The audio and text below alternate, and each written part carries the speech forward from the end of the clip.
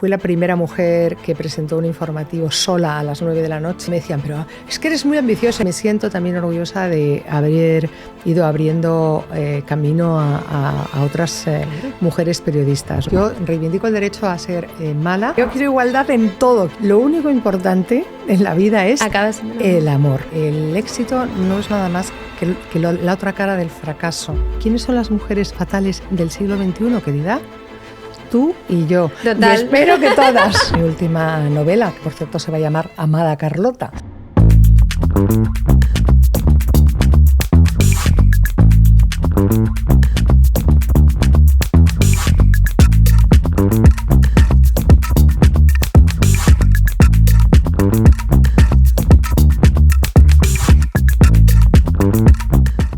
Hoy en Women by Coconut tenemos el honor de dar la bienvenida a una de las voces más versátiles y reconocibles del panorama cultural español. Periodista, escritora, conferenciante y mente inquieta. Lleva más de 3 décadas dejando huella en los medios de comunicación, radio, prensa, televisión.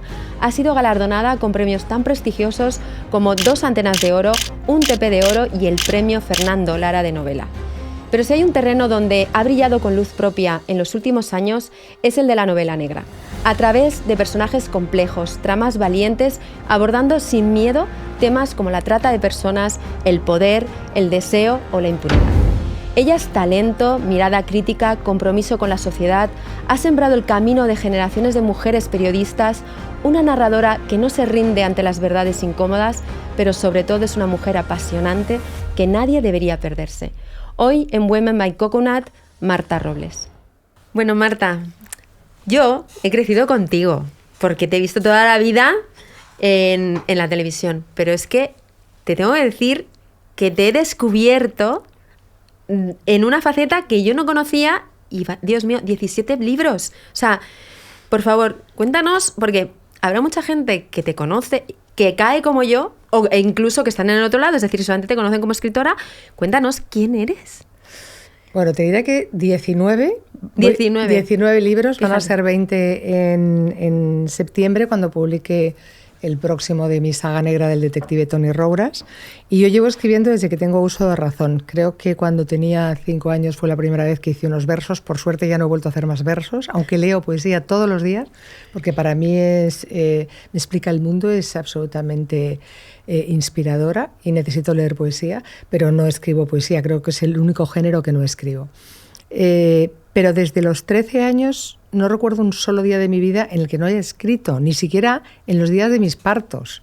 Entonces, yo empecé en periodismo en prensa escrita, en la revista Tiempo, y desde ese momento nunca he dejado de colaborar en prensa, pero a los 16 años ya había escrito mi primera novela, que por suerte era muy mala y no se llegó a publicar, pero mi primer libro lo publiqué en el año 91, si no, no me habría dado tiempo a escribir todos los libros que he escrito. Lo que sí sucede es que, como soy una persona muy respetuosa y muy cauta, como a mí la literatura me ha salvado la vida, para mí es lo más importante y me ha dado todas mis satisfacciones. Yo siempre digo que es lo único que me ha hecho completamente feliz, la literatura. Pues entonces siempre fui pasito a paso en la literatura.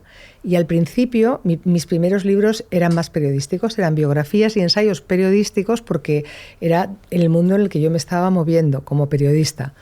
Y a partir de 2011, que es cuando publico Las 11 caras de María Lisboa, que es mi primer libro de ficción, ya entro en ese universo que yo quería desde niña. Y es un universo en el que siempre he querido contar historias ficticias, reales, de lo que sea, pero siempre he querido contar historias. Pero en ese momento me adentro en lo que es la literatura. Entonces, hasta mis ensayos, hasta cuando hablo de realidad, ya todo es mucho más literario que antes, que era mucho más periodístico. ¿Cómo que no acabaste estudiando literatura en vez de periodismo? Bueno, en realidad yo quería estudiar filosofía, porque a mí me parece una de las disciplinas más extraordinarias. Creo que la manera de entender un poco el mundo es plantearse todas esas preguntas que se han hecho los grandes pensadores de la historia, que es en definitiva lo que es la literatura, la filosofía. Yo quería estudiar filosofía, pero tenía un novio cuando era muy jovencita, que se empeñó en que yo tenía mucha capacidad para la comunicación y que me empujó al periodismo.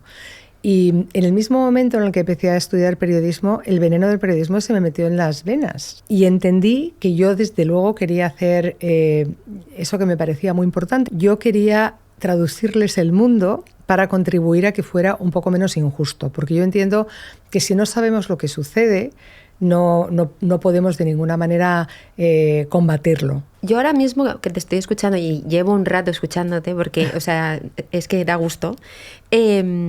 Cuando hablas del periodismo, la literatura, la poesía, yo lo que estoy viendo es que tú vas más allá de, o sea, no sé, cuando entrando en novela, ¿no? O sea, ¿cómo lo llevas hasta ahí?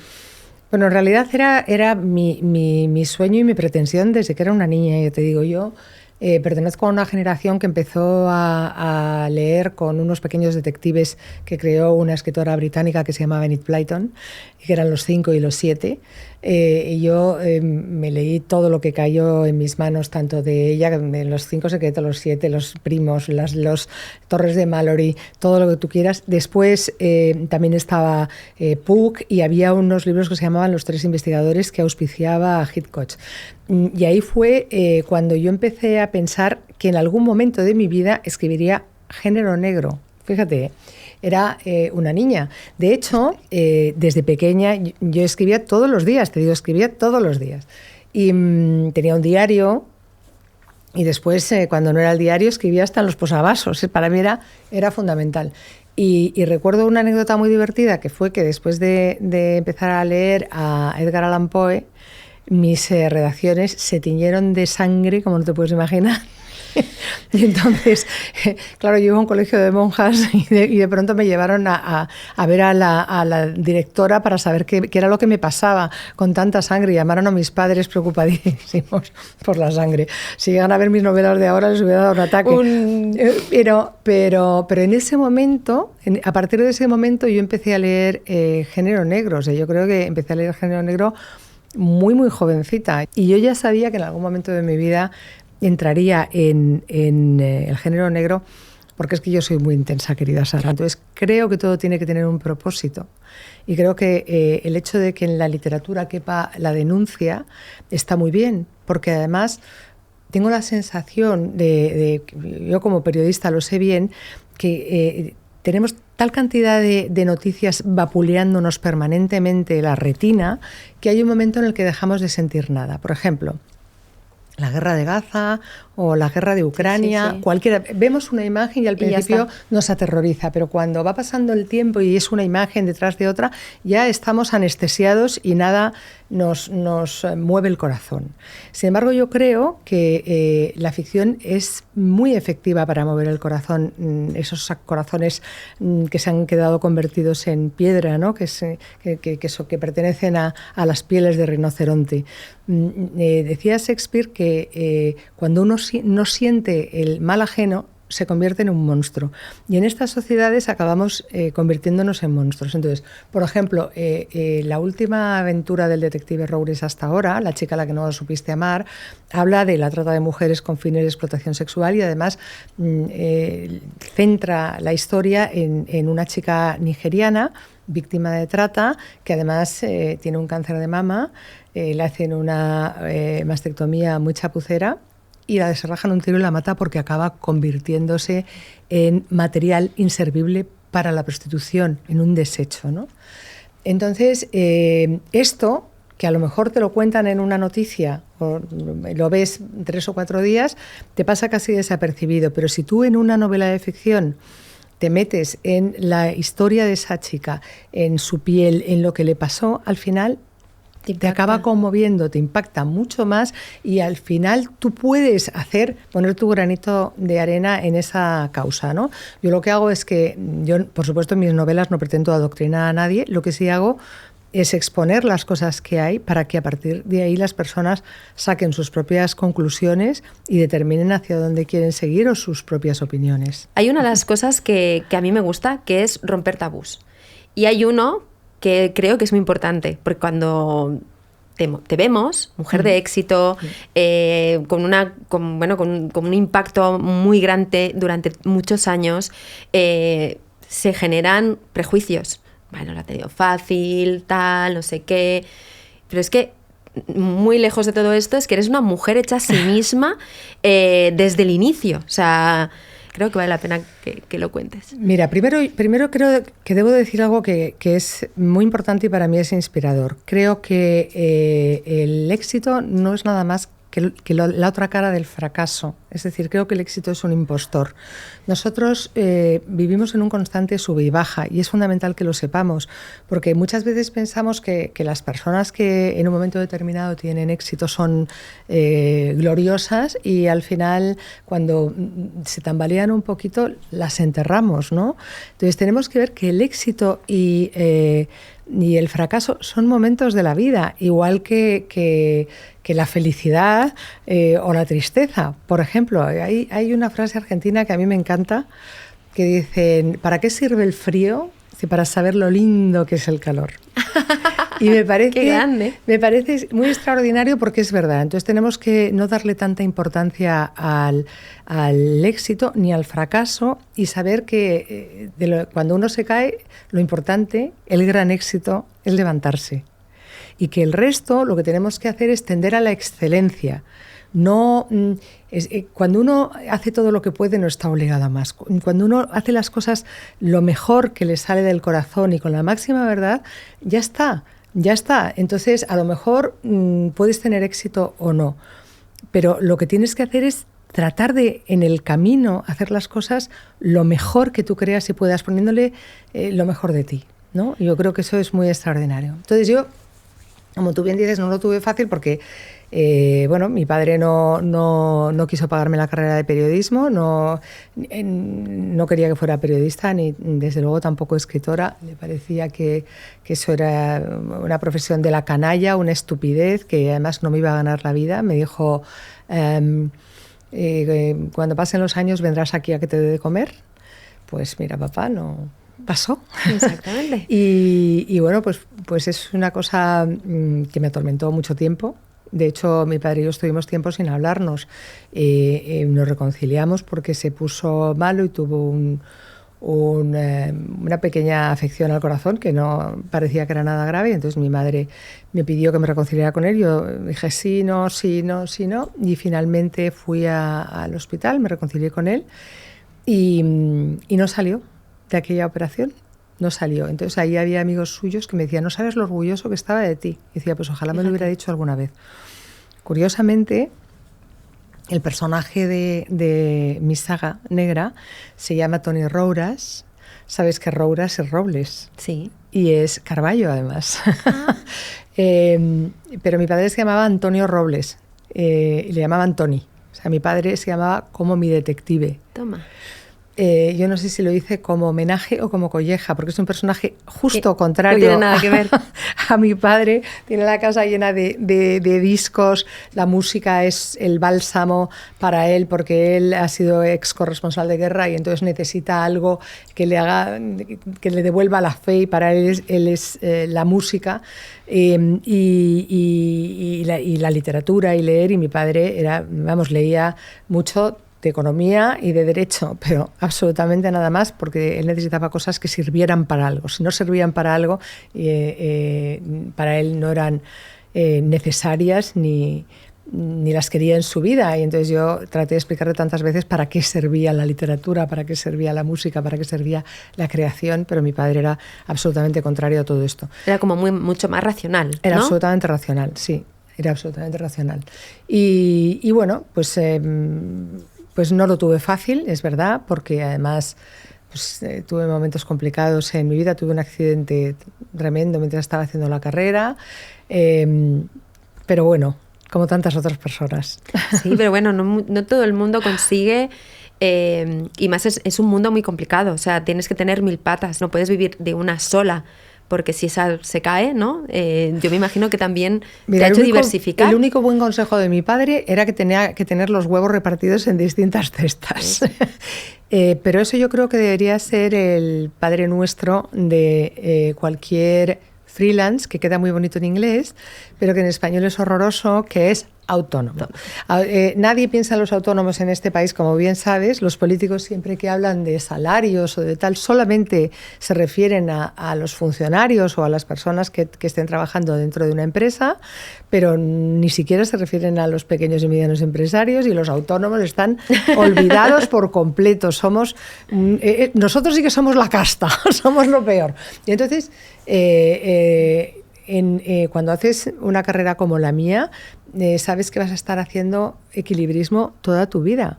Yo he tenido mucha suerte porque he estado dirigiendo y presentando programas de televisión desde el principio de mi carrera. Creo que fui la primera mujer que presentó un informativo sola a las 9 de la noche. ¡Wow! Y bueno, he tenido mucha suerte en general. Pero es curioso porque ni dirigiendo y presentando programas de radio y televisión he dejado de escribir. Ni libros, ni artículos, ni reportajes, ni entrevistas, ni todo. Yo siempre he tenido, cuando me decían, pero es que eres muy ambiciosa, y digo, no, lo que quiero es tener cubiertas las espaldas, y además soy bastante temerosa. Y oye, Marta, ese primer día que estabas tú a las 9 de la noche, sabiendo que eras la primera mujer que hacía en solitario un telediario, porque ahora mismo hay que poner un poco en ubicar a la gente, ¿no? Habrá gente que nos vea y sabe de lo que estamos hablando, pero hay mucha gente que ahora mismo el telediario es el momento ese que lo esté escuchando. No, el telediario de las 9 de la noche, hace no sé cuántos años, era el momento donde todo el mundo estaba ahí pegado y donde realmente tú estabas viendo qué iba a pasar. Yo es que he hecho de todo, ¿no? De radio, prensa, televisión, y en radio pues es que yo dirigía y presentaba Vivir, que son 2 días, en el momento en el que pasó del 1.000.000 de oyentes, que fue un hito en la historia de la radio y de ese programa, o yo que sé, o Si amanece nos vamos, o A toda radio, y en televisión he tenido programas pues tan extraordinarios como Madrid a la última o como A toda página, que fueron absolutamente rompedores. Pero los informativos, que han marcado mucho a la sociedad, aunque ahora menos, porque ahora la televisión se ve de otra manera, siempre han estado repartidos del siguiente modo. Es decir, primero estaba el informativo de la mañana, que era meramente informativo. Luego el de mediodía, que era un poco ir siguiendo la actualidad, y el de por la noche, que era el de opinión. O sea, en los informativos de la noche era cuando se abocaba a las personas que veían ese informativo a la reflexión, con lo cual exigía una máxima responsabilidad que no se le daba a las mujeres. Y además, cuando se les daba acompañando a un hombre. Claro. Pero en mi caso fue la primera vez que una mujer sola presentaba el informativo de las 9. Esto fue en el año, creo que fue en el año 95. Y fue una cosa muy curiosa, algo que me pasó, porque yo entré a las 10 de la mañana, entraba a las 10 de la mañana y salía a las 10 de la noche. Tenía un bebé, o sea que recién nacido, que esa es otra, que lo que ha cambiado toda la historia. Y entonces, pues claro, no tenía ni tiempo para pensar qué me ponía. Y la estilista que estaba conmigo en Antena 3, una chica que se llama María José, que seguimos siendo amigas, me dijo, ponte una blazer roja que te da mucho subidón y así te va a dar buena energía y tal. Y entonces yo en el pasillo me puse una blazer roja para ponerme. Y al día siguiente hubo una mujer, además, no era un hombre el que lo dijo, una mujer que dijo, es que es demasiado guapa para presentar los informativos. Y además, ¿qué ha querido? Llamar la atención con un blazer rojo, ¿eh? Y me dolió mucho, la verdad. Me dolió mucho porque, claro, yo estaba trabajando, pues además tenía a mi hijo pequeñísimo, me había separado con mi hijo muy pequeño, con pocos meses, con lo cual era un cúmulo de sensaciones y de sentimientos que me angustiaban muchísimo, ¿no? Es curioso porque han pasado un montón de años y a mí me ha pasado algo muy parecido en un pitch, y que me dijeron, es que claro, en un pitch de inversión, ¿cómo se te ocurre, Sara, ir con un vestido? Y han pasado pues 30 años, y también me lo dijo una mujer.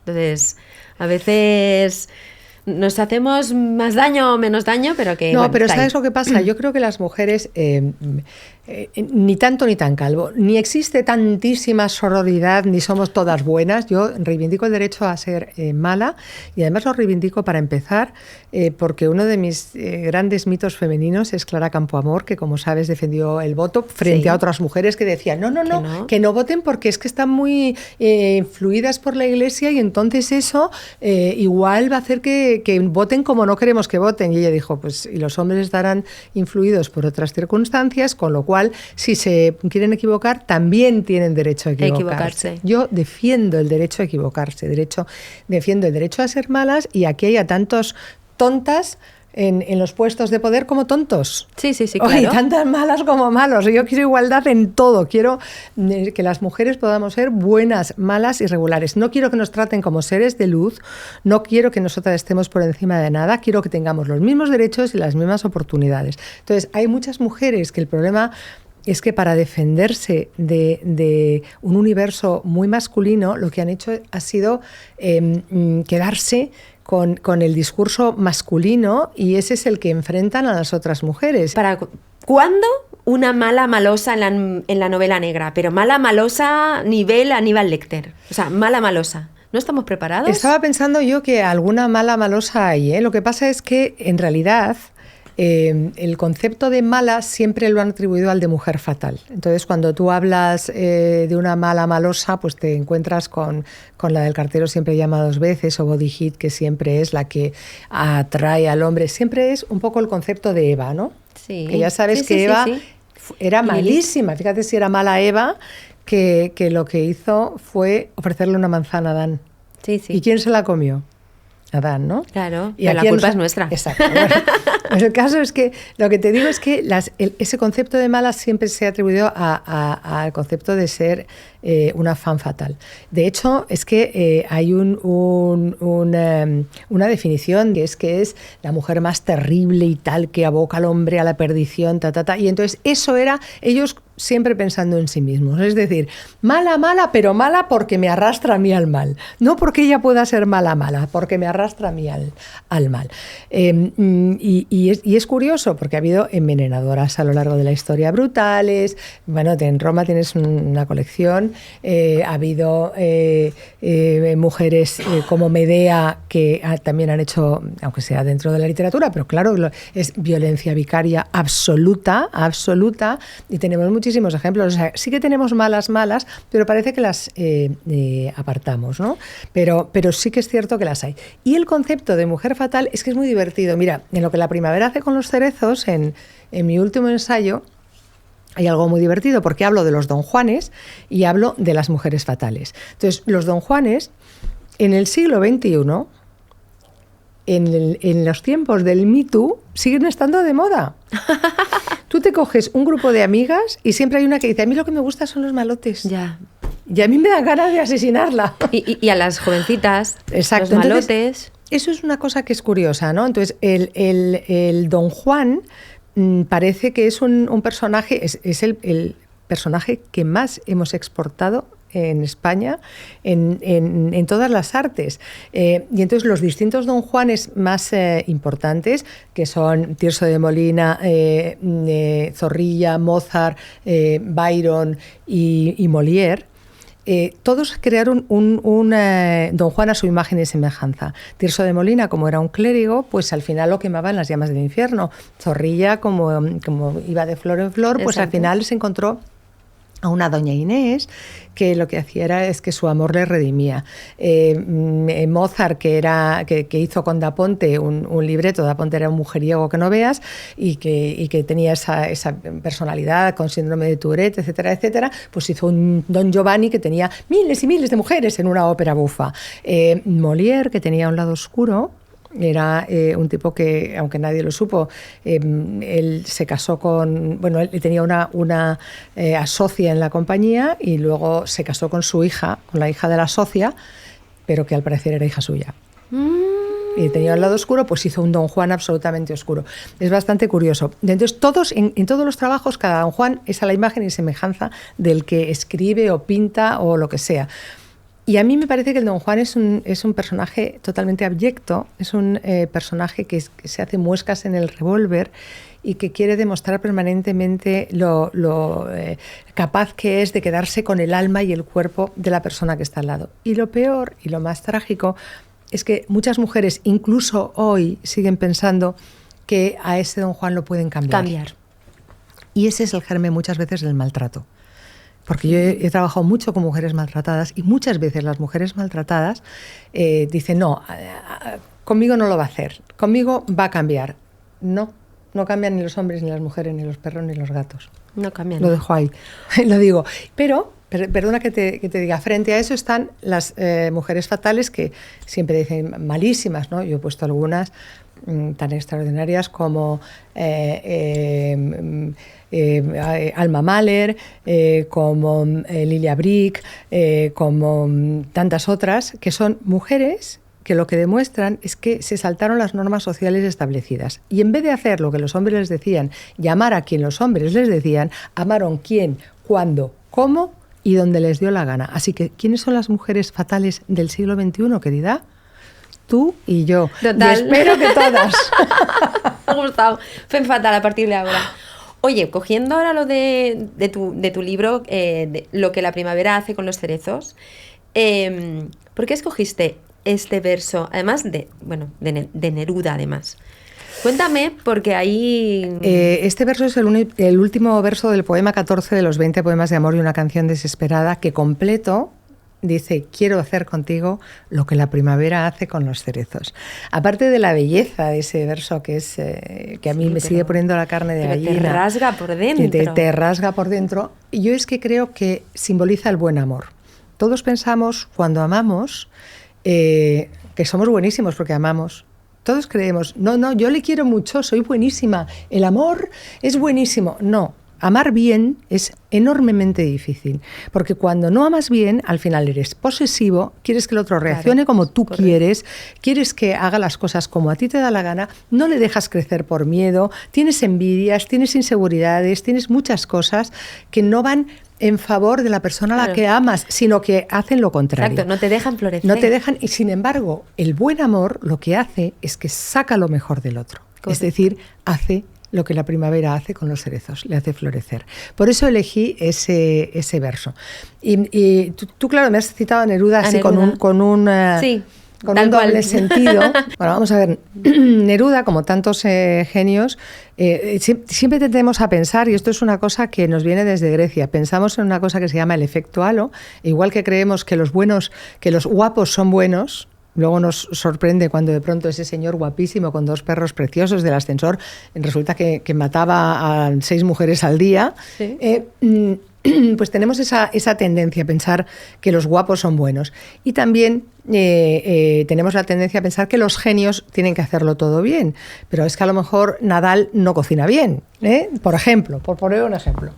Entonces, pretendemos que los genios además tienen que ser ejemplares.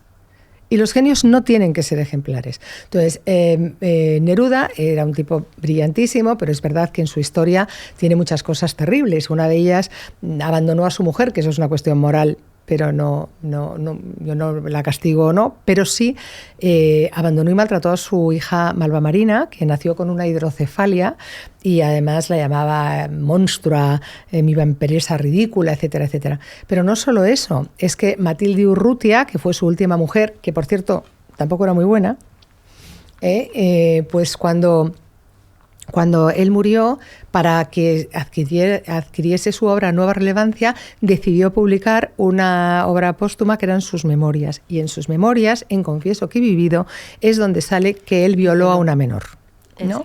Entonces, en ese momento, claro, te quedas estupefacto y tú puedes decidir leerlo o no. Pero yo siempre he pensado que todo lo que sea la obra de un genio es patrimonio de la humanidad. Entonces tú, si comete un delito, a la cárcel. Si tiene que pagarlo, a la cárcel. Incluso puede ser que le quites sus derechos sobre la obra, pero esa obra es patrimonio de la humanidad y merece la pena que la tengamos entre nosotros. Y siempre pongo el mismo ejemplo cuando dicen, no, porque yo no haría, yo no tal, yo no cual. Siempre pongo el mismo ejemplo.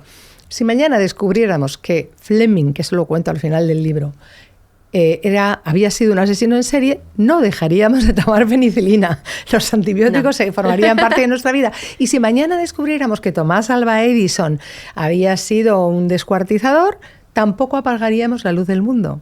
Con lo cual, tenemos que pensar que bueno, pues hay muchos malvados, ya es opción personal de cada uno. De este libro, ¿la historia de Oscar Wilde sería la que más te impactó o cuál de todas ellas?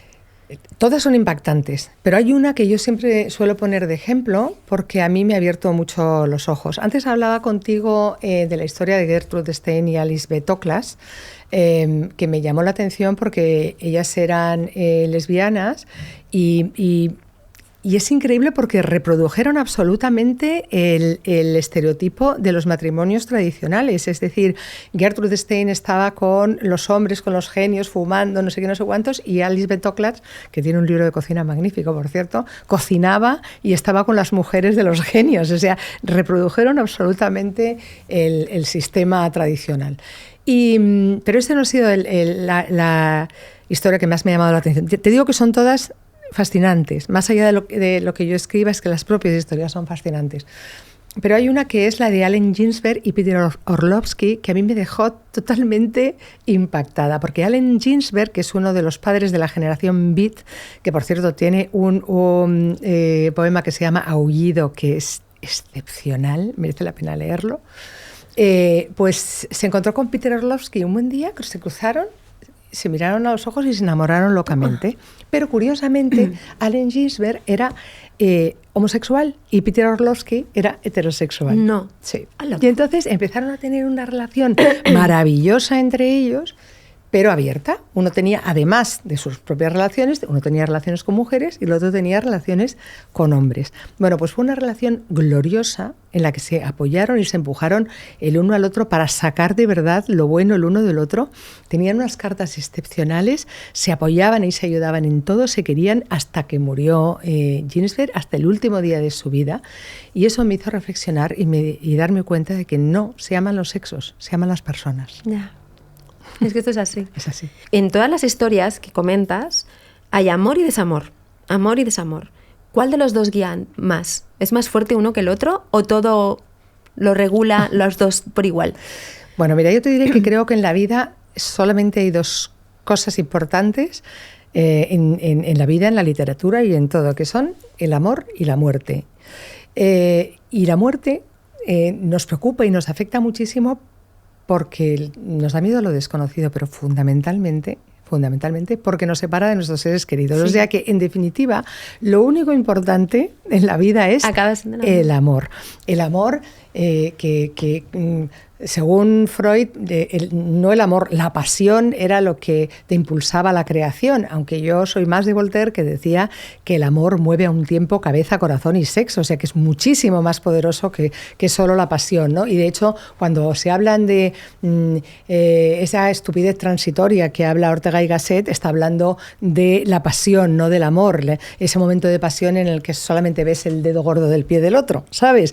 Y pasa más adelante. Entonces, ¿qué es más importante para la creación? Hay un mito de que el tormento, el creador atormentado. Bueno, para empezar, para que un creador se atormente por desamor, tiene que haber habido un amor previo de la misma magnitud.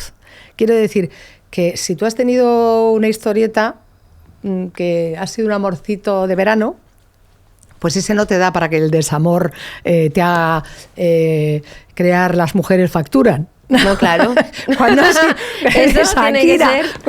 Cuando hay un amor que te ha devorado por dentro, cuando te falta, tienes que agarrarte a lo que tú tengas, a todas las herramientas que tengas. Y si tu herramienta es la herramienta de la creación, va a ser la más poderosa, ¿no? Yo defiendo que también el amor es muy creador. Y también defiendo que lo que pasa es que los artistas y los creadores en general aman de una manera muy singular. ¿Por qué? Porque todas las personas que nos dedicamos a algo que tiene que ver con la creación sabemos que estamos todo el día caminando sobre el alambre, por una razón muy concreta. No hay un pintor, un escritor, un escultor que sea hoy he hecho una cosa bien y mañana un poquito mejor y la otra un poquito mejor. No, a lo mejor solamente tienes una buena novela en tu vida. Sí. A lo mejor solo tienes una película excepcional en tu vida. La diferencia entre un buen trabajo y una obra de arte es la emoción. Y ni siquiera eso garantiza el éxito.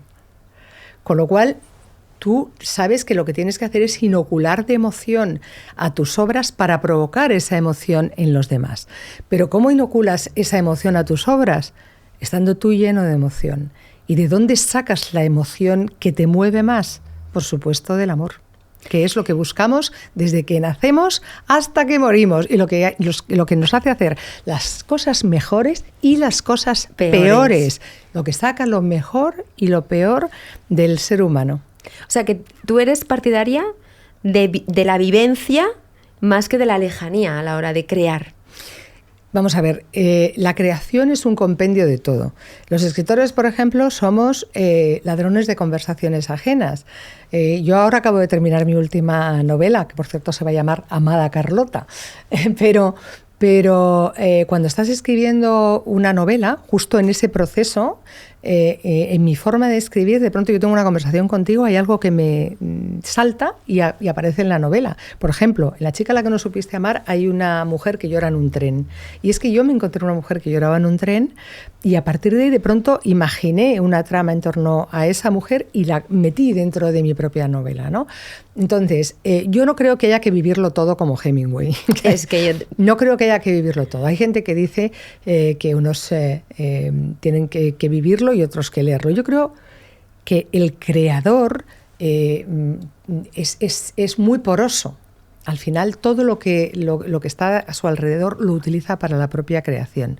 Pero insisto, sabe que lo que va a mover su creación es la emoción. Entonces, el creador que es capaz de emocionarse con el agua, con la vida, con los animales, con el sexo, con lo que tú quieras, es probablemente el que va a conseguir que tú te emociones con todo eso.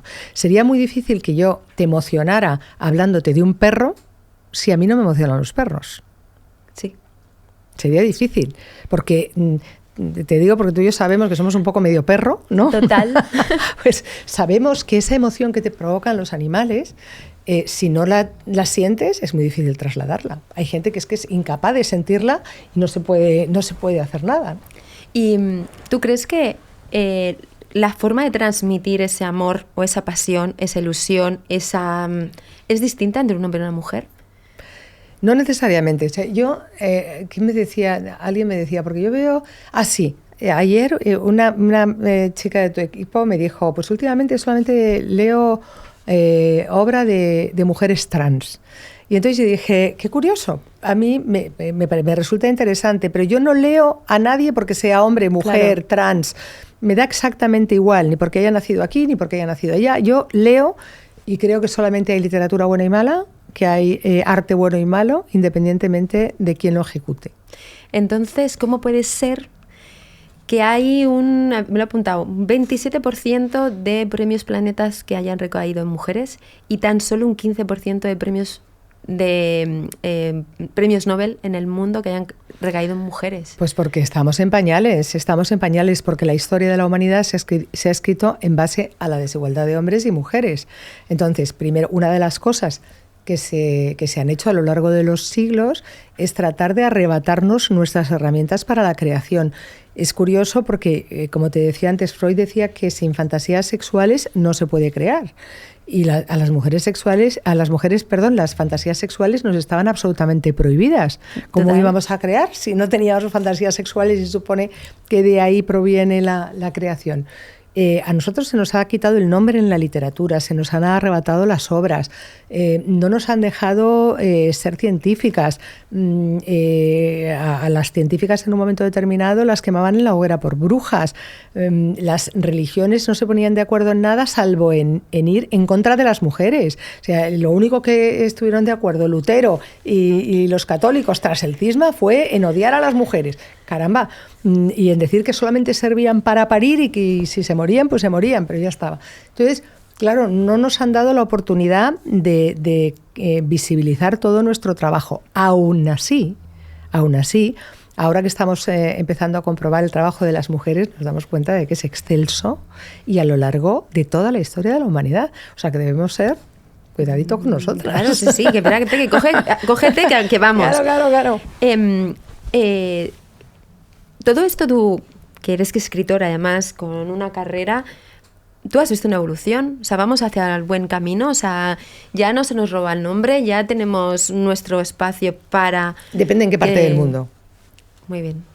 Depende en qué parte del mundo. Nosotras pertenecemos a ese mundo privilegiado donde, pese a que sigue habiendo muchas cosas terroríficas y hay mucho maltrato y todo lo que quieres, yo siempre le explico a compañeras mías cuando dicen, no, claro, es que se siguen asesinando mujeres, sigue habiendo maltratándoles y tal. Y digo, sí, es verdad, porque es que pase lo que pase, consigamos lo que consigamos, no vamos a erradicar el mal del mundo. Entonces, no vamos a acabar ni con la trata de mujeres, ni vamos a acabar con los asesinatos, ni vamos a acabar con las estafas, no vamos a acabar con el mal en el mundo. Lo que hay que hacer es ponérselo lo más difícil que podamos a los malos. Sí. Y eso es lo que conseguimos con el avance y con la legislación, hacer que el mundo sea un poquito menos injusto. Pero entonces, ¿qué es lo que sucede? Hemos avanzado en muchas cosas, pero tenemos que tener mucho cuidado porque en milésimas de segundo nosotras retrocedemos. Siempre que hay una involución en la sociedad de cualquier tipo, nuestros derechos se acortan. Pasó en el siglo XVII, en Italia, pasó en España después con la dictadura. Entonces, todos los derechos adquiridos que ahora mismo nos parecen normalísimos, si hubiera un conflicto de estos que nos están haciendo pensemos en la posibilidad de que exista, Red Pill, pues cualquier cosa siempre atentaría contra nuestros propios derechos y contra nuestros logros, con lo cual tenemos que estar muy atentas, porque es cierto. Entonces, ¿estás a favor de las cuotas? En momentos, al principio, cuando me hablaban de las cuotas, no me gustaban nada, porque a mí me gusta que la gente, las personas, sean hombres, mujeres, perros o gatos, estén por sus méritos, no por su sexo o por su condición. Pero creo que las cuotas han sido fundamentales en nuestra historia y en algunos lugares probablemente siguen siéndolo. Si no hubiera habido cuotas, las mujeres no habrían llegado a determinados apartados de la política ni, por supuesto, del mundo empresarial. Y como seguimos viendo que está repartido, pero repartido lo justo, pues chica, bien por las cuotas. Como estamos hablando de feminismo, oye, ¿qué es para ti el feminismo? ¿Cómo tú lo transmitirías con esa capacidad de traducir y transmitir, ¿no? ¿Qué es para ti el feminismo? Feminismo es algo tan sencillo como querer conseguir que los hombres y las mujeres tengan los mismos derechos, las mismas oportunidades y las mismas responsabilidades. El feminismo, además, tiene que servir, es un paraguas que tiene que servir para todo tipo de mujeres, independientemente de sus ideologías, credos, proveniencias, porque estamos en un momento en el que han hecho mucho daño al feminismo. Yo, para empezar, creo en el feminismo inclusivo. Creo que en el siglo XXI lo normal es que todas las mujeres sean feministas y también todos los hombres de bien. Claro. Creo en el feminismo inclusivo y además creo que las feministas que apartan a los hombres del feminismo se equivocan considerablemente, porque, por ejemplo, mira, en el tema de la trata de mujeres, que es uno que a mí me toca especialmente el corazón, no es que ellos sean parte del problema, es que son el problema. Si no hubiera demanda, no habría esa oferta. Correcto. Con lo cual, si nosotros no conseguimos concienciarles de ese problema y los ponemos de nuestra parte, desde luego ellos no van a tener ninguna sensibilidad con ese asunto y al final no van a luchar como nosotras contra él, ¿no? Entonces, yo realmente creo que estamos en un momento muy delicado porque ha habido una serie de mujeres que han pretendido que el feminismo era algo que habían descubierto ellas, que solo era válido si eran de una ideología determinada y que además iba enfocado a que las mujeres estuvieran por encima de los hombres, tuvieran los derechos por encima de los hombres. Hemos llegado a escuchar que tenía que prevalecer la declaración de una víctima sobre la presunción de inocencia. La presunción de inocencia es un derecho adquirido en la Revolución Francesa en 1789, que está en nuestra Constitución de 1978. Entonces, realmente, ese logro es lo que hace que tú y yo estemos aquí hablando. lo que hace que tengamos la posibilidad de tener algo nuestro, que no nos condenen porque sí, que no nos lleven a la hoguera, que no nos linchen, que no, o sea, tantas cosas, ¿no? Entonces, a mí la presunción de inocencia me parece que no se puede tocar ni un poquito. Y desde luego, nadie puede pretender que el feminismo sea cosa de un partido o de otro. No. El feminismo tiene que ser para todas las mujeres. Y para los hombres también. Los hombres, incluir a los hombres. Es un movimiento social para las mujeres que tiene que incluir a los hombres, tiene que conquistar a los hombres y hacerlos que para que el mundo de verdad funcione y sea redondo, tenemos que ir de la mano juntos y luchar contra los malos y contra las cosas malas juntos, los que somos buenos, independientemente de nuestro sexo. Te voy a recuperar esto que comentas de los malos, ¿no? Y me voy al mundo de la trata, ¿vale? Me imagino que, como dices que a ti te toca, sí. Entiendo que has investigado mucho para tener información y a mí es una de las cosas que a mí me impresionan más, ¿no? Tú antes hablabas de que si no hubiera una demanda no habría este mercado, ¿no? Porque al fin y al cabo es un mercado. Claro. ¿Cómo puede ser que haya personas que digan que realmente no están viendo que esa mujer que sea una trata de blanca? O trata, ya no blancas. Trata de mujeres, sí. Ahora en este momento ya hay que decir trata de mujeres. ¿No? ¿Cómo puede ser esto? No, sencillamente no es que no lo vean, es que no quieren asumirlo porque eso implica una actuación. Vamos a ver, quiero decir, ¿existen mujeres que se prostituyan ellas mismas? Sí.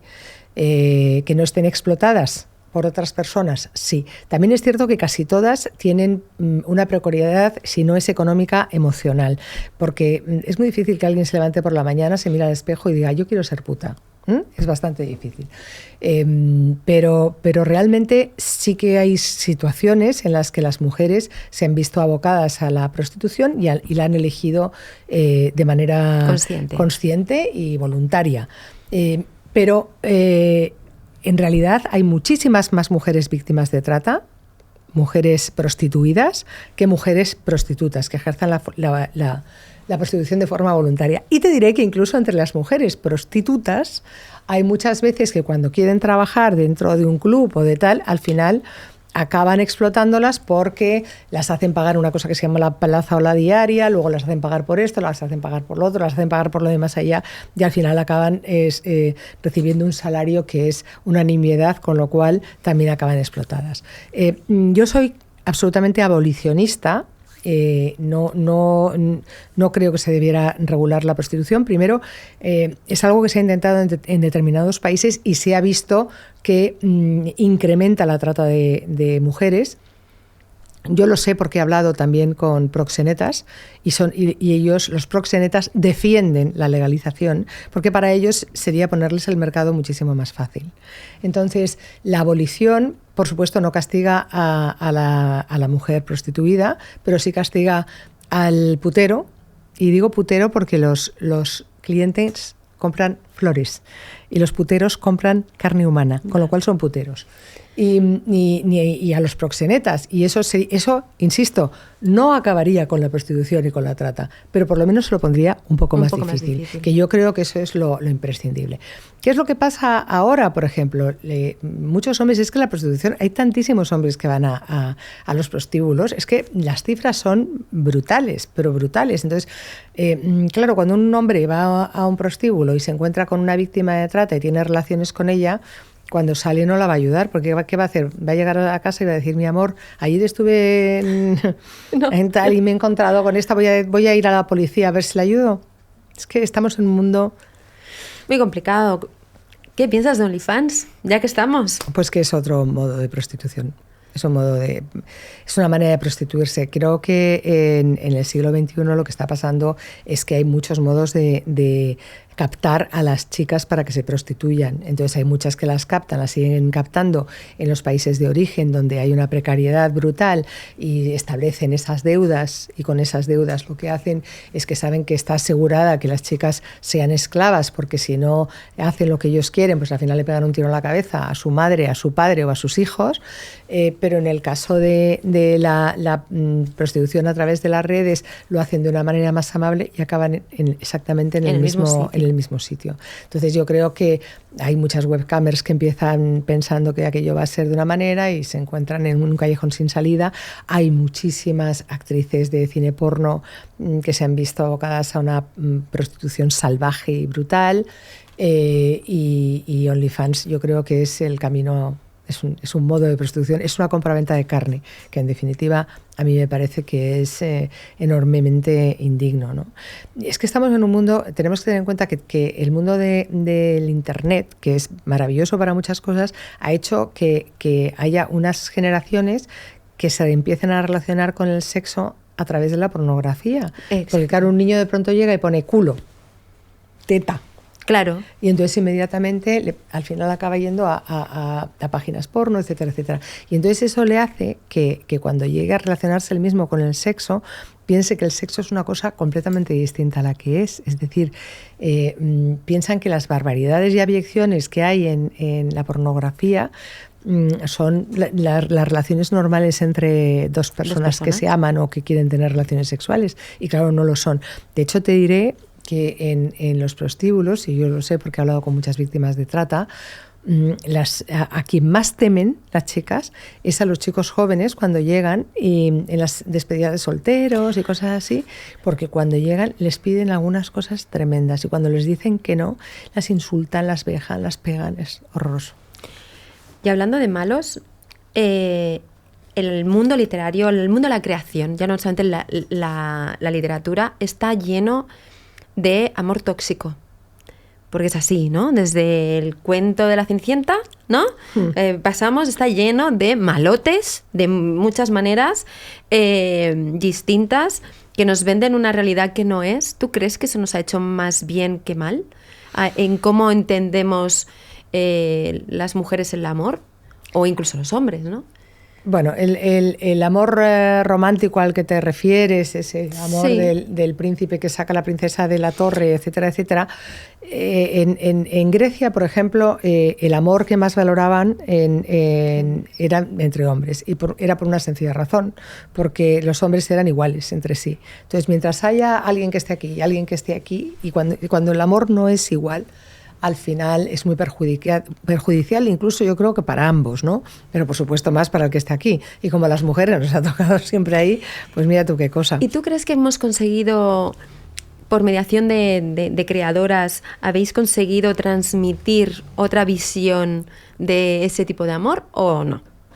Hombre, yo creo que sí, yo creo que el discurso que hay ahora en la sociedad es completamente distinto. Otra cosa es que de pronto las cosas se vayan moviendo hacia aquí o hacia allá y haya retrocesos. A mí me llama mucho la atención que ahora hay niñas de 17 años que son mucho menos feministas de lo que yo he sido.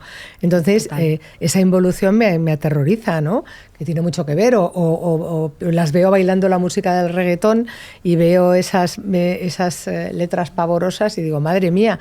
Pero claro, a lo mejor si ellas piensan que yo he bailado algunas de los años 80 que tenían ciertos discursos, pues también dicen, oye, ¿y tú qué me estás contando, no? Digamos que hasta 2001, ¿no? Más o menos, tú no habías indagado dentro de la novela. ¿Qué pasa ahí para que tú hagas clic y saltes dentro de... Bueno, en realidad en 2001 fue cuando hice mis primeros libros de ficción, hice Las 11 caras de María Lisboa, y ahí fui muy precursora, con mis dos primeros libros de ficción fui muy precursora porque Las 11 caras de María Lisboa recogía varios relatos de mujeres, que ahora es una cosa muy normal, pero en ese momento no lo era.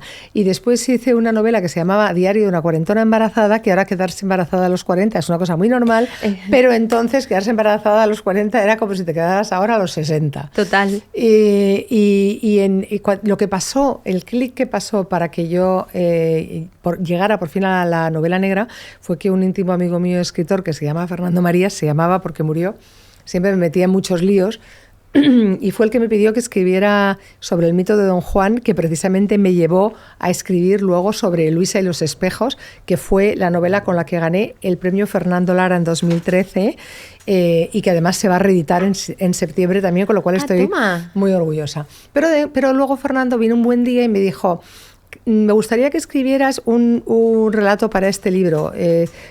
¿qué tipo de relato? Dice, un relato pornocriminal. Y digo, perdón. Oye. ¿Pero cómo? Y entonces dije, mira, Fernando, yo no sé si voy a saber escribir un relato pornocriminal. Empiezo a hacerlo y si veo que sé hacerlo, que sale bien y tal, pues bien, y si no, no lo hago. Y entonces lo hice.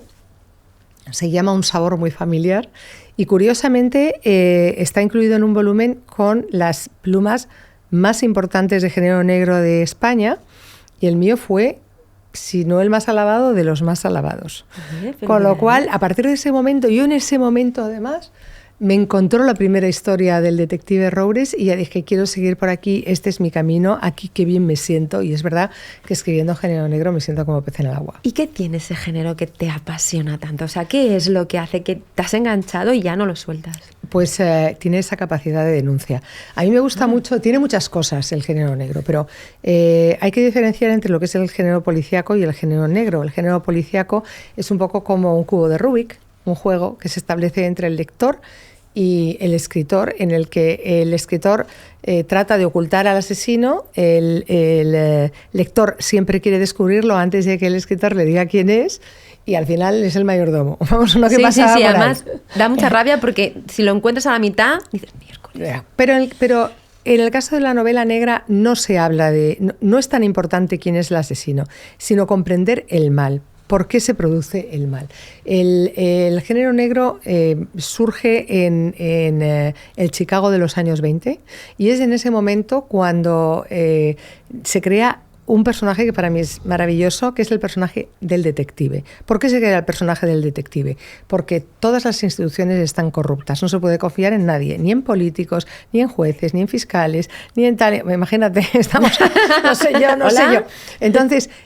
claro, ahora, por ejemplo, en las novelas negras en España casi no hay detectives, casi siempre son guardias civiles, policías. Eso hubiera sido impensable en tiempos de Franco. Yo quería que fuera un detective privado porque quería recuperar el perfume del Hardboiled, ese negro, y con él, además, es ese mundo introspectivo del propio detective. Y quería que, en mi caso, fuera un ex corresponsal de guerra, porque creo que de ese modo construye un personaje que no juzga, porque es un tipo que ha estado en la guerra y que viene con las mochilas llenas de arrepentimientos por cosas malas que ha hecho y cosas que no ha podido hacer bien, porque cuando uno está en el campo de batalla puede salir el héroe que lleva dentro, pero infinitas veces sale el villano, sale esa alimaña que está dentro de nosotros, porque todos tenemos bueno y malo. Decía Simenón que un asesino es cualquiera de nosotros un segundo antes de cometer un asesinato. Y dependiendo de dónde nos pongan, nunca se sabe lo que puede suceder. Entonces, bueno, pues ahí me metí en el género negro y encontré mi lugar, porque es un lugar lleno de intensidad, un lugar que además te permite investigar, porque las novelas no tienen que ser reales, pero sí que tienen que ser verosímiles, ¿eh? Eso es fundamental. Sí. Tú no puedes defraudar a nadie, con lo cual, para que las novelas sean verosímiles, tú tienes que apuntalarlas con la propia realidad, los datos que tú metas de la sociedad del momento. Eso pasa en todas las buenas novelas, no solo en las negras, y se documentan todos los escritores, ¿eh? No solo los de género negro, ni los que han sido periodistas antes, ni nada. Todos, es fundamental. Oye, hablando de esta parte que es como tan compleja, yo no sé si sabías que el 73% de las oyentes en Estados Unidos de True Crime, de podcast de True Crime y demás, son mujeres. De hecho, se sabe que por parte de la mujer hay como una cierta obsesión acerca de personajes complejos, psicopatías, etcétera. ¿Qué hay detrás de todo esto? ¿Quieres decir la ibristofilia y todas estas cosas? Que la cantidad de mujeres a las que le gustan asesinos... Bueno, y no solamente que les guste, ¿no? Sino que realmente, o sea, por ejemplo, Crims, que yo soy muy fan, nos atrae la complejidad del psicópata. El hecho de... ¿y por qué? Yo no sé si tú sabes que yo dirijo una colección de True Crime, que se llama Sin Ficción. Llevamos 16 volúmenes publicados con los casos más espeluznantes habidos en los últimos años en España. Sin ficción porque yo quise construir algo muy excepcional, que es relatos de no ficción construidos con una literatura tan sólida como la de una novela negra, pero que no incluyan ni una coma de ficción. A mí me gusta mucho la crónica negra porque yo soy, como el resto de las mujeres, una gran curiosa. Y lo que quiero, como queremos los seres humanos, aparte de explicar quiénes somos, de dónde venimos, a dónde vamos, es explicar el mal. Muchas veces es inexplicable. Yo creo que a las mujeres nos interesa tanto el mal porque queremos saber qué es lo que hay en la cabeza de esa persona para llevarla a ese sitio, por qué lo hace, y sobre todo queremos saber si eso nos puede pasar a nosotros. Yo creo que eso es por lo que nos interesa tanto la crónica negra, y más a las mujeres porque nosotras somos muy dadas a investigar en las profundidades del ser humano. Entonces yo creo que es por eso. Y oye, ¿cómo consigues mantener la tensión? A través de los retratos de los propios personajes. Quiero decir, yo construyo los personajes, mis novelas son novelas de personajes, son novelas de personajes que tienen un mundo interior muy potente, son unos personajes muy introspectivos, son unos personajes complejos, unos personajes al estilo, bueno, en fin, salvando las distancias, por supuesto, de Patricia Highsmith. Entonces, de ese modo, tú hasta el final quieres saber qué pasa por la cabeza de ese personaje y qué sentimientos le mueven a ese lugar oscuro que tú no sabes cómo puede estar en él. Y antes te comentabas, ¿no?, que la vivencia, ¿no?, la ilusión, la vivencia, la pasión, la tienes que vivir para poderla transmitir. ¿Cómo consigues irte a este sitio? ¿Cómo te documentas para irte a este sitio y ser capaz de transmitir mentes tan complejas? Bueno, yo te he dicho que yo no soy como Hemingway, que no la tengo que vivir, que lo mío tiene mucho que ver con lo que leo, escucho, vivo, siento y padezco. Claro, ahí te tienes que documentar. Pero es curioso porque si tú ves en Lo que la primavera hace con los cerezos, sale un apartado de escritores de género negro y sale, por ejemplo, la historia de una señora que se llama Ann Perry, que fue una escritora de género negro famosísima, murió hace relativamente poco, y hace muy poco tiempo se descubrió que hace 20 años ella en Australia con su íntima amiguita salieron a pasear al campo y mataron a ladrillazos a la mujer a la madre de su amiguita. Entonces, claro, es muy, muy curioso pensar, mira de dónde saco la inspiración. Bueno, yo por suerte no he matado a nadie, ni tengo previsto, pero sí que es cierto que hay veces que da mucho gusto matar a un malo en ficción, ¿eh? Dices, esto me lo voy a cargar. Oye, y en tu novela, A menos de 5 centímetros, que es la primera de novela la saga negra, ¿no? Sí. Hay un momento en el que varios momentos en el que tú tratas el sexo y lo tratas de una forma, gente dijo, incluso un crítico, ¿no?, de una forma masculina, ¿no? Yo podría decir como muy clara, sin tapujos. Bueno, yo diría que este crítico dijo una enorme estupidez y además así se lo argumenté. Quiero decir, a lo largo de la historia de la literatura hemos estado hartas de ver escenas de sexo en las que describían cómo sentíamos e incluso cómo gritábamos y nos daba risa. Sí. ¿Pero qué están contando estos? Este hombre de pronto me dijo que se sentían tan identificados los hombres como las mujeres y que por eso estaba escrita como si lo hubiera escrito un hombre. Es muy difícil escribir bien de sexo. Entonces, yo creo que para que esas escenas no te echen para atrás, incluso aunque sean muy gráficas, tiene que estar muy bien elegido el lenguaje. Entonces, yo soy muy cuidadosa con el lenguaje para que nada te perturbe ni te asquee, que es lo que nos pasa con muchas escenas que escriben los tíos. Exactamente, estoy de acuerdo contigo. Ahí totalmente. Oye, te tengo que hacer una pregunta que me ha pedido no una, sino 1, 2, 3 y unas cuantas personas, porque yo, ya te digo, te he descubierto y por supuesto tengo que conocer a Toni Rouras, pero me han dicho, oye, ¿qué va a pasar con la jueza? Díselo, por favor, ¿qué va a pasar con la jueza y Toni? ¿Va a haber desenlace esto o les digo que no? Mira, en La chica a la que no supiste amar, la historia acaba, en esa historia, es una historia sobre la trata de mujeres con fines de explotación sexual, pero que se mezcla con otras tramas, y entre ellas la trama personal de la jueza Carlota Aguado y de Toni Rouras. Y entonces al final de la novela él está volviendo de Castellón a Madrid y para él siempre el coche es un sitio donde piensa mucho sus cosas, ¿no? Está pensando en cómo va a ver a Carlota y en lo difícil que es amar, en si la va a perdonar por algo que ha pasado, si sí, si no, cómo va a ser su historia. En esta nueva novela se llama Amada Carlota. Es que me lo estaba recordando. Amada Carlota. Amada Carlota es el nombre de un hotel, curiosamente. Un hotel que hay en Asturias, porque la juez Aguado va a mandar al detective Roures a investigar una cosa en Asturias que pasó en el pasado. Y mientras está, claro, él investigando, se va a encontrar con un hotel que se llama Amada Carlota, que va a ser casi como una señal. Entonces, lo que va a pasar entre ellos es curioso, pero más curioso es que la protagonista fundamental de Amada Carlota es la jueza. O sea, ¿cambiamos? No. Roures está ahí siempre principal, es el hilo conductor, es todo, es fundamental.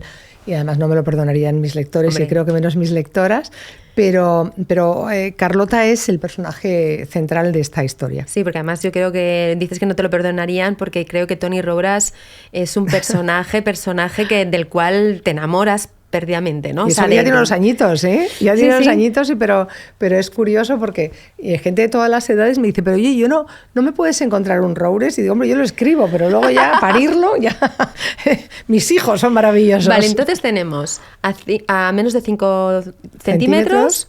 La mala suerte, la chica que no supiste amar, y ahora vendrá ya Amada Carlota. Bueno, pues yo te pregunté antes, ¿hace falta leerlos en orden o puedes leerlos indistintivamente? Indistintamente los puedes leer porque entre otras cosas son autoconclusivos, con lo cual cuando se hace una referencia a algún otro momento está explicada, no tienes ningún problema. Pues antes de entrar en el último trocito de la entrevista, me gustaría saber que me dijeras, porque has tenido una trayectoria larga, preciosa, has hecho millones de cosas, ¿de qué te sientes más orgullosa en el periodismo y en la literatura? En el periodismo, pues mira, una cosa que me llena de orgullo es que cuando empecé en periodismo en la revista Tiempo, que entré en prácticas, estando en prácticas, publiqué 2 portadas. Toma. Uno, la publicidad encubierta en televisión, y otro, las novias del príncipe. Y realmente para mí eso es un motivo de orgullo porque es impensable. Cuando estás en prácticas no te dejan ni firmar. Y entonces pues me hizo enorme ilusión. De hecho, mi jefe me dijo, te has escrito que escribes muy bien, te voy a poner un reportaje de castigo. Y me puso a hacer un reportaje sobre las medias, y entonces me fui a la biblioteca y saqué el artículo más culto que se ha escrito sobre las medias Toma, ¿no? en el mundo. Entonces me siento orgullosa de eso, y me siento también orgullosa de haber ido abriendo camino a otras mujeres periodistas, ¿no?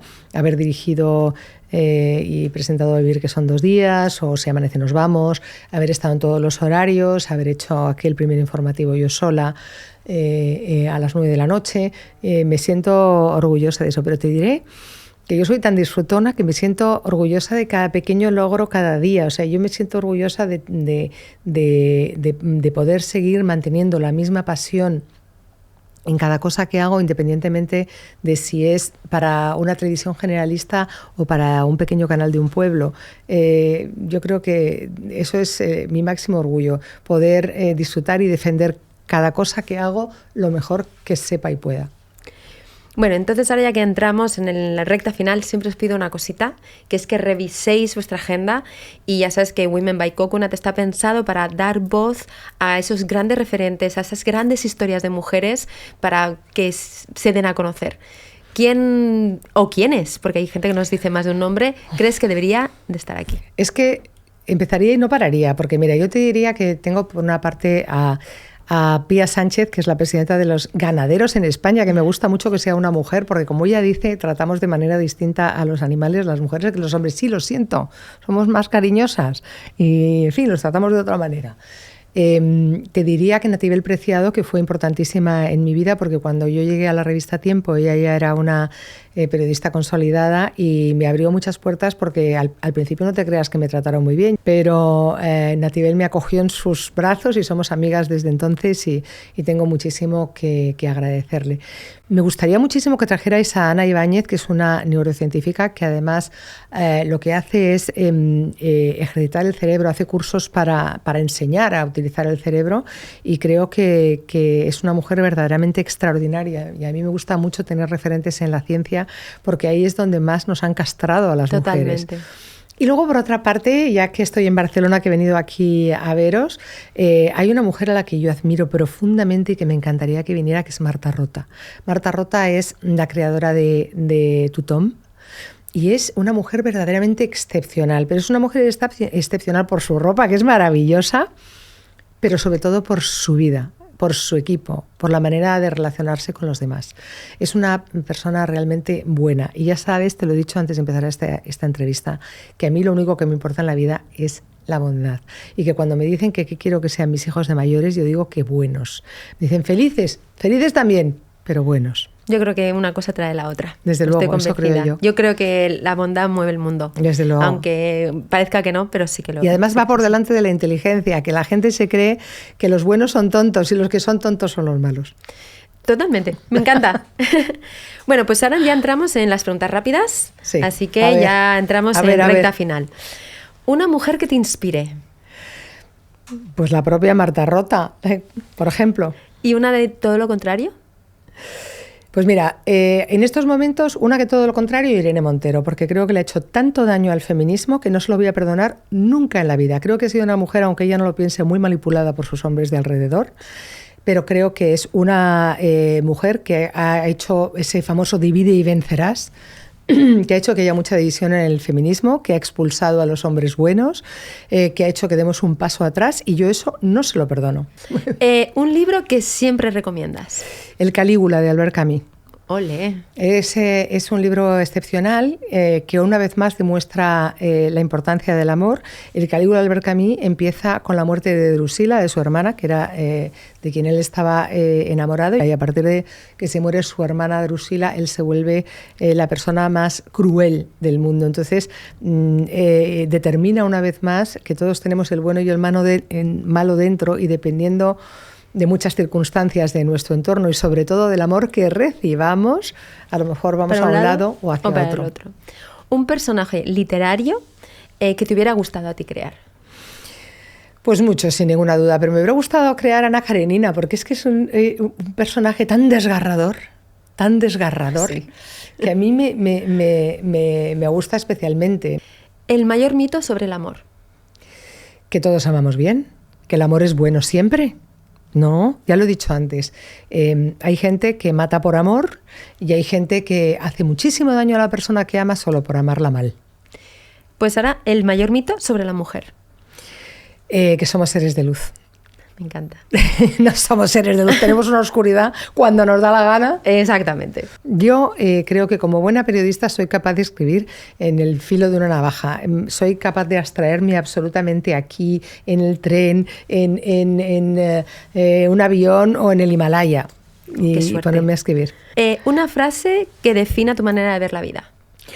La elegancia es no hacer daño a los demás. Es una frase del cardenal Newman que define lo que es la elegancia, y fue una frase muy determinante que mi marido me enseñó. Mi pretensión en la vida es no hacer daño nunca, y cuando alguna vez sin intención he causado algún mal, de verdad que para mí ha sido un camino muy tortuoso deshacerlo. ¿Un lugar en el mundo donde escribirías o te gustaría escribir tu próximo libro después del de Carlota? Bueno, yo normalmente suelo empezar o acabar mis libros siempre en Costa de los Pinos, en Mallorca, porque ahí tenemos una casita y es un sitio donde la inspiración siempre me encuentra trabajando, porque la inspiración sí existe, que te encuentre trabajando, que eso lo decía Picasso y es absolutamente cierto. No te vienen por aquí los pajaritos ni por aquí, tienes que estar currando, pico y pala, y ahí sí te viene la inspiración. Pero si yo tuviera que elegir un sitio para escribir una novela, mi sitio me iría a Venecia. Ah, sí. Una historia real de amor que te fascine. La mía.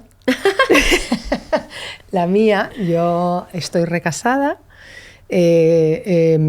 Llevo 26 años, casi 27 con mi marido. Cuando nos conocimos, mi marido tenía 3 hijos que tenían 12, 13 y 16 años, 3 adolescentes malvados, como digo yo, no pobrecitos malvados, no, pero es verdad que unos adolescentes llega de pronto una chica joven a su vida y la quieren matar, ¿no? Yo conocí a mi marido, estaba separadísimo, por supuesto, no tuve nada que ver con su ruptura matrimonial.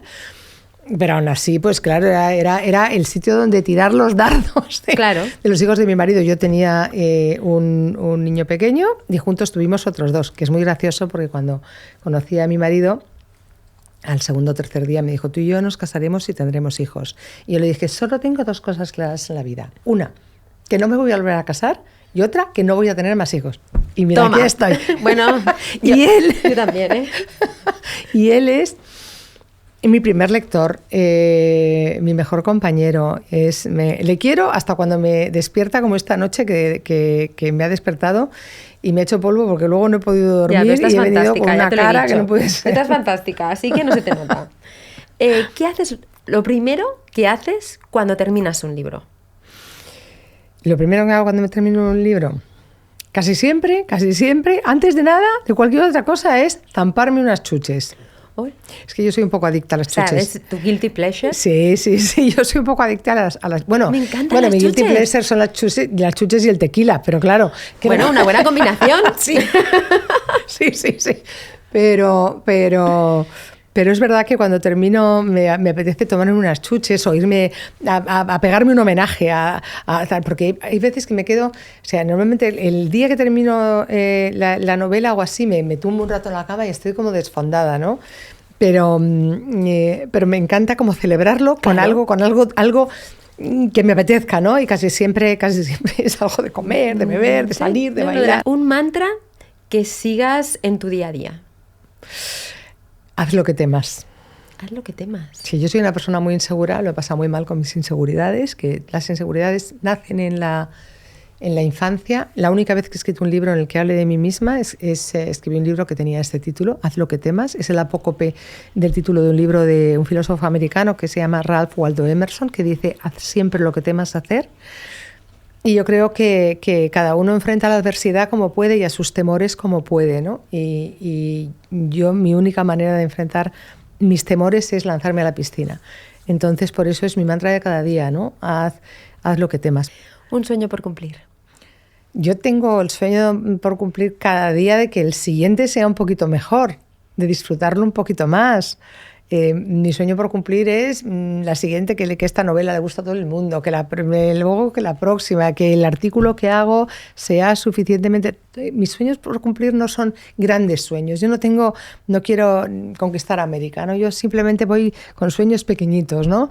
Que esta amistad que ha empezado entre nosotras sea ya para siempre, que las cosas cotidianas de cada día que esté muy bien. Y sobre todo, mi gran sueño es que mis hijos sufran poco y que estén muy sanos y que sean capaces de alcanzar todas esas ilusiones que están desarrollando en sus trabajos, porque me casé con un ingeniero, pero 2 de mis hijos son artistas. Menos mal que el otro me va a salir economista como mi padre, mira tú. Pero ya me podían haber salido ingenieros, pues no. No, pero realmente lo único que mi gran ilusión es tratar de contribuir a que el mundo que vivo con las personas a las que quiero, que son mis hijos, mi familia, mis amigos, mis compañeros y la gente que se me cruza por el camino, sea un poquito más agradable. Bueno, Marta, hemos acabado. Gracias. Yo no tenía el placer de conocerte. Te descubrí preparando la entrevista en una parte literaria. Ahora te he descubierto como persona. Eres apasionante. Ay, bueno. Te lo digo de verdad. O sea, podrás ver muchos otros podcasts. No se lo he dicho a nadie porque es que es increíble. Me podría pasar horas y horas y horas escuchándote.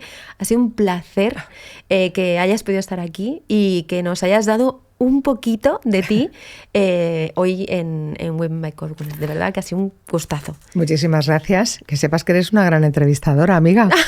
Bueno, hago lo que puedo, ¿eh?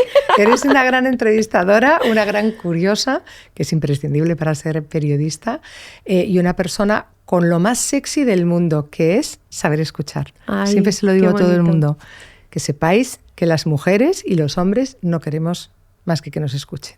¡Ay, qué bonito! Bueno, es que no puedo cerrarlo de ninguna manera. Es maravillosa. Yo no sé si vamos a poder superar esto. Increíble. Nos vemos en el próximo capítulo. Hasta luego.